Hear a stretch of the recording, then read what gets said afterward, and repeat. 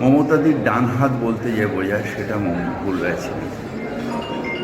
হঠাৎ শুধু বিজেপির অত্যাচারে, ভয়ে, ভীতিতে জেলে পুড়ে দেবে, এই অত্যাচার করে করে মেন্টালি তাকে বিধ্বস্ত করে বিজেপিতে যোগ দেওয়া।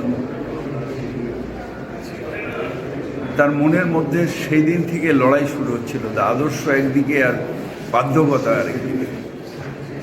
সেই লড়াইয়ে আস্তে আস্তে সে বিধ্বস্ত হয়ে গেল, ব্রেন স্ট্রোক হয়ে গেল, ভেজিটেবল হয়ে গেল, আজকে মারা গেল।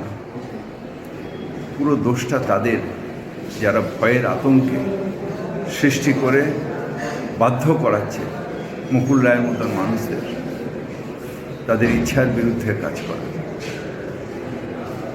মুকুলদা যেখানেই থাকুক, ভালো থাকুক, শান্তিতে থাকুক, ভালো মানুষ, আমাদের হৃদয় থেকে যেন কিছু একটা হারিয়ে গেল। তারা মুকুল রায়কে ঘাড় ধাক্কা মেরেছিলেন, তারা ভোটের জন্য মুকুল রায়ের এই নিথর দেহকে ব্যবহার করার চেষ্টা করছেন। এতে কোনো লাভ হবে না।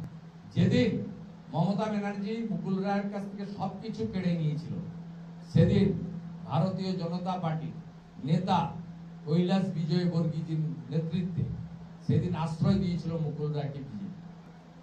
মেমোরিটা রিকল করুন। মুকুল রায়ের রাজ্যসভা আসন কেড়েছে কি? মুকুল রায়ের স্ট্যান্ডিং কমিটির মেম্বারশিপ কেড়ে নিয়েছিল কি? মুকুল রায়ের যত সাংগঠনিক পদ ছিল 2015-তে কেড়ে নিয়ে তাকে পশ্চিমবঙ্গের বাইরে তৃণমূলের যেখানে অস্তিত্ব নেই পাঞ্জাবে পাঠিয়ে দেওয়া হয়েছিল। একটু মেমোরি রিকল করুন।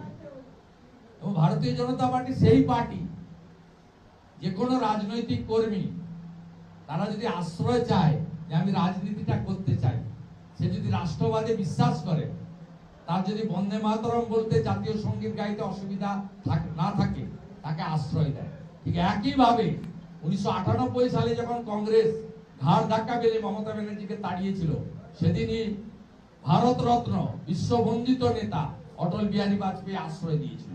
এসব কথা আমাদের না শোনানোই ভালো, বিজেপির কাছে না শোনানোই ভালো। বিজেপির মন্ত্র দেশ আগে, দল পরে, ব্যক্তি আরো দূরে, এই মন্ত্রে যে বিশ্বাস করবেন সে বিজেপি করতে পারে। বিজেপি আমাকে গ্রহণ করেছে, বিরোধী দলনেতার দায়িত্ব দিয়েছে, আমি 6 বছর নিষ্ঠার সঙ্গে কাজ করছি। 11তে সিপিএম কে উৎখাত করেছিলাম, 26-এ তৃণমূল কংগ্রেসকে উৎখাত করব। নন্দীগ্রামে হারিয়েছি, দম থাকলে ভবানীপুরে লড়তে বলুন, ওখানেও হারাবো।